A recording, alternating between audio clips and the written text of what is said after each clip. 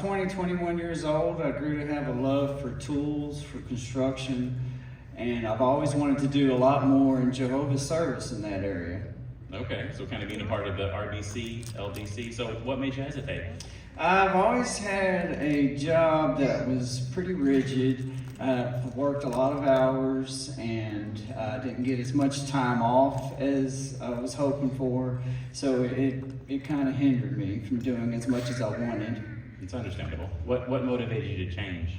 Well, after a couple of decades of circumstances not coming together where I could do more, I decided I'm going to make my own circumstances. Okay.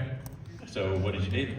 Well, my wife and I were approved with our LDC applications, and within a short period, I prayed to Jehovah. I told him, I said, this is what I'm going to do.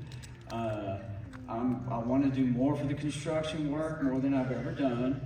And so I'm going to start. I didn't say I wanted to. I said I'm going to start working towards going back to working for myself in the home improvement and remodeling work. And I just started working on it. And eventually I got everything together with Jehovah's help.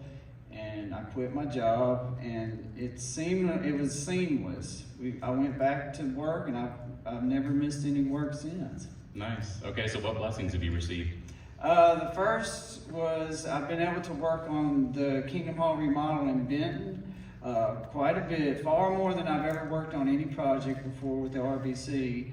And again, Jehovah has never left me without work. Nice.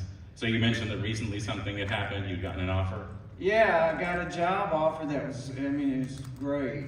The full shebang, company vehicle, phone, bonuses regular, just everything in the package. But I ended up turning it down because I knew if I would have took it, I'd go right back into that same situation where I was just working too much. Nice. Can you imagine that? He got a job offer right at the, nice decision, Brother Lejay.